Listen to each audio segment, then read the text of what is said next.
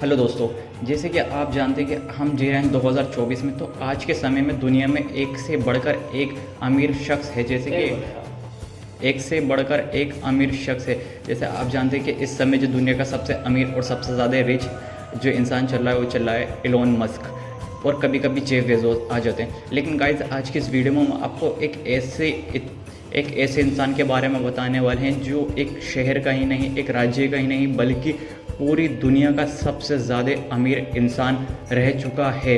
Guys, वो इतना ज़्यादा अमीर है कि उसके सामने बड़े बड़े बिलियनियर्स और बड़े बड़े अरबपति जैसे कि जेफ बेजोस और एलोन मस्क जैसे बड़े बड़े लोग उसके सामने पानी भरते हैं। पानी भरना मजदूरी कर रहा। तो गाइज़, उसकी अमीरी का अंदाज़ा आप इस चीज़ से ही लगा सकते हैं कि जब एक बार वो अपनी हज यात्रा पर गए तो उसके साथ 60,000 लोग गए थे, और उसने एक देश में इतना ज़्यादा सोना बांटा, इतना ज़्यादा पैसा बांटा कि वो गरीब देश इतना ज़्यादा अमीर बन गया कि वहाँ पे सोने की कमी ख़त्म हो गई। इतना ज़्यादा सोना बांटा कि वहाँ पे सोने की वैल्यू बिल्कुल 0% हो चुकी थी। तो गाइज़, आज के इस वीडियो में हम आपको बताने वाले हैं विश्व के सबसे ज़्यादा अमीर, सबसे ज़्यादा प्रसिद्ध और सबसे ज़्यादा प्रभावशाली राजा के बारे में, जिनका नाम है मंसा मूसा। एलन मस्क और अमेज़न के मालिक जेफ बेजोस दोनों से ज़्यादा संपत्ति का मालिक था। उसका नाम है मंसा मूसा। वाला था, एक साम्राज्य का राजा था और उसके पास दुनिया की सबसे कीमती धातु की खदान भी आज थी। के सबसे अमीर आदमी का परिचय मनी मैगजीन में कुछ इन्हीं लफ्जों के साथ शुरू होता है। मंसा मूसा प्रथम के बारे में into history as Kankan Mansa Musa. 80 ईस्वी में अफ्रीका की किसी अनजान जगह पर पैदा हुआ था मंसा मूसा। माली का राजा मूसा के का प्रथम tech entrepreneur. In history. You may assume a modern billionaire like Bill Gates, Mark Zuckerberg, Jeff Bezos, or Elon आज हम Musk. बात कर रहे हैं मंसा मूसा की। तो गाइस, मंसा मूसा, क्या आपको पता है कि मंसा मूसा इतने अमीर किस तरीके से बने? और ये तो गाइस, हम आपको बताते हैं कि ये इतने अमीर क्यों बने और इनकी जो हज यात्रा है वो इतनी प्रसिद्ध क्यों मानी जाती है, और इनका जन्म कहाँ पर हुआ था और ये कहाँ पर रहते हैं। और गाइस, हम आपको बताते हैं कि ये किस तरीके से इतने अमीर बने थे। तो आइए इन सभी सवाल के जवाब ढूंढने की कोशिश करते हैं आज की इस वीडियो में। तो गाइस, हम आपको बता देते हैं कि मंसा मूसा का जन्म 1280 में अफ्रीका के माली शहर में हुआ था। माली साम्राज्य पर 1312 तक उसके बड़े भाई मंसा अबू बकर ने राज किया। इसके बाद वह एक लंबी यात्रा पर निकल गया। तब मंसा मूसा प्रथम ने गद्दी संभाली। आज के मोरिटानिया, सेनेगल, गाम्बिया, गिनी, बर्किना फासो, माली, चाड और नाइजीरिया तब मूसा की सल्तनत का हिस्सा हुआ करते थे। साल 1280 का पश्चिमी अफ्रीका के एक माली में एक बच्चे का जन्म होता है। आज इस बच्चे का किनकारियाँ कल उस राजा के आवास में बदलने वाली थी जो बड़ होकर इस धरती का आज तक का सबसे अमीर इंसान बनने वाला था। इतना अमीर कि आज टॉप के बिलियनर्स जैसे एलोन मस्क, जेफ बेजोस और बाकी के अमीर जितने लोग हैं, इनके टॉप बिलियनर्स की अगर हम संपत्ति को जोड़ भी देंगे तो इसके बराबर नहीं बैठेगी। इस बच्चे का नाम है मंसा मूसा। माली में मंसा इस शब्द का अर्थ होता है सुल्तान, यानी कि बादशाह, और ये बच्चा मूसा माली का मंसा बनने वाला था, क्योंकि इस कुछ लोगों का ये कहना था कि मूसा माली के घराने का असली वंशज था, यानी कि माली के बादशाह फगले का बेटा था। माली शासक अबू के समय तो अच्छा ही था, लेकिन मूसा के आने के बाद ये अलग ही बुलंदियों को छूने लगा था। एंड ऑफ कोर्स ये मूसा के तुक्का उक्का नहीं था, बल्कि उसकी सोची समझी साजिश थी। इसी पर आते ही मूसा ने सबसे पहले ये सोचा कि राज्य की आय और यानी कि रेवेन्यू को बढ़ाया जाए। और इस वक्त इस सवाल का जवाब देना बिल्कुल सिंपल था। दो अहम चीज़ें जैसे सोना और नमक को अपने अंडर कर लिया जाए और उन्हें बेचकर पैसे आते रहेंगे। और ऐसे करने के लिए उनने ऐसे राज्यों पर हमला करा जिनके पास सोने और नमक की खजानें थी।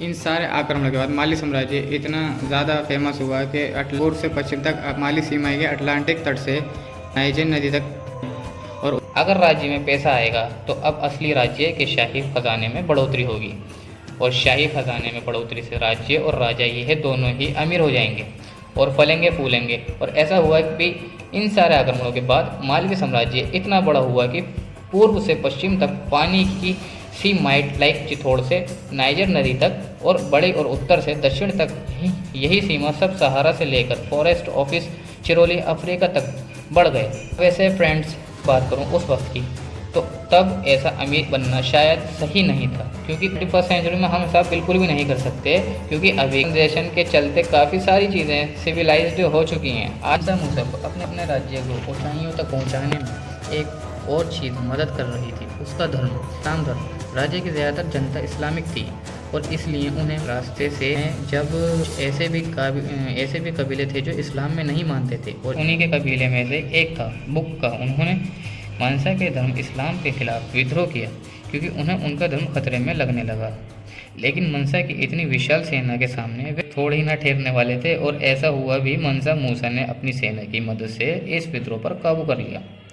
मूसा ने उन्हें मारा नहीं, उसने झट से यह बात समझ ली कि अगर उसे शासन बनाए रखना है तो उसे बाकी के धर्मों को भी साथ लेकर चलना होगा और सीधे माली साम्राज्य के स्टेट रिलीजन को इस्लाम विधा पर कुरान कानून वहाँ पर लागू नहीं होते। इस आसान शब्दों में समझें तो माली साम्राज्य इस्लामिक होने के बाद भी वहाँ पर सारे धर्मों को उनका धर्म प्रैक्टिस करने की छूट देता था। यह उसके राज्य के ही नहीं बल्कि आसपास के नेबरिंग राज्य के वीडियोस वक्त सारे इस्लामिक राज्य एक दूसरे को अपना इलाज मानते थे। माली साम्राज्य को दूसरे राज्यों से हमले की भी चिंता नहीं थी और इसी के लिए किसी भी राज्य पर बाहर हमले कम होंगे तो इस मनसा मूसा की हज यात्रा 9600 किलोमीटर के दौरान देखने को मिली। बाकी मुसलमान की तरह मनसा मूसा भी अपनी हज यात्रा पूरी करने के लिए साल 1324 में निकल पड़ा, पर इस यात्रा पर वह अकेले नहीं था, उसके साथ एक ही बड़ा काफिला था, इतना बड़ा कि उसके बारे में आप लोग सोच भी नहीं सकते।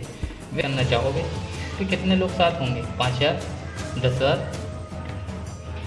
वह 60,000 लोगों का काफिला था, इनसे 12,000 तो सिर्फ मुसलमान ही थे जिनका काम था सोने से भरे ब्रशों को उठाना। इसके अलावा 80 ऊँट जिनके पीठ पर सोने के पाउडर से भरे बक्से लगे हुए थे।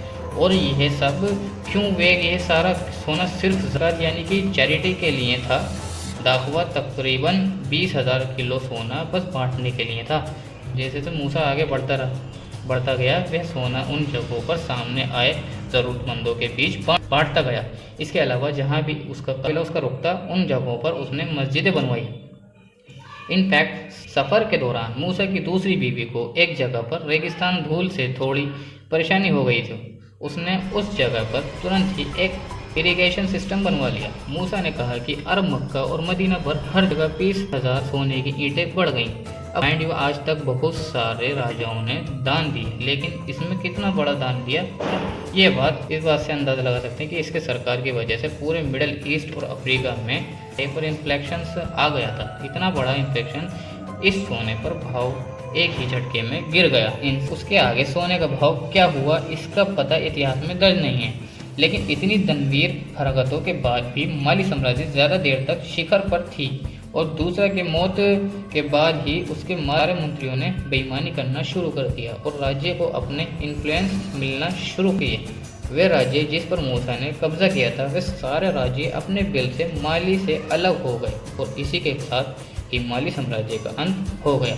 हमने आपको बता दिया कि आखिर मनसा मूसा कौन था, उसका जन्म कैसे हुआ और किस तरीके से वो इतना ज़्यादा अमीर बना। गाइस अब हम आपको बता देते हैं कि आखिर मनसा मूसा की मौत कैसे हुई और वो किसके बाद उसके साम्राज्य का क्या हुआ। तो गाइस मनसा मूसा ने 1312 से लेकर 1337 तक राज करा। फिर उसके बाद 1337 में उसकी मृत्यु हो गई और उसके बाद उसका जो बेटा था मघा मूसा वो वहाँ का राजा बना माली का। और गाइस मनसा मूसा की जो 4 बीवियाँ थी यानी उसने 4 शादी कर रखी थी और उसकी मौत के बाद मनसा मूसा की मौत के बाद जो उसका इतना बड़ा साम्राज्य यानी माली जो साम्राज्य था उनके जो क्षेत्र उन्होंने कब्जा कर रखे थे या फिर जीत रखे थे वो सारे राज्य अलग हो गए धीरे धीरे और माली साम्राज्य धीरे धीरे ख़त्म होता चला गया। और गाइस हम आपको बता देते हैं उसकी जो नेटवर्क यानी उसके जो पैसे थे आज के उस समय में $400 बिलियन से भी ज़्यादा थे, $400 बिलियन से भी ज़्यादा, जो जिसका अंदाज़ा आज के समय में तो लगाया भी नहीं जा सकता। गाइस हमने अपनी वीडियो में आपको सब कुछ बता दिया मनसा मूसा के बारे में। अगर वीडियो अच्छी लगी तो वीडियो को लाइक करें, चैनल को सब्सक्राइब करें। मिलते हैं किसी नेक्स्ट वीडियो में, जब तक के लिए मैं बैठा।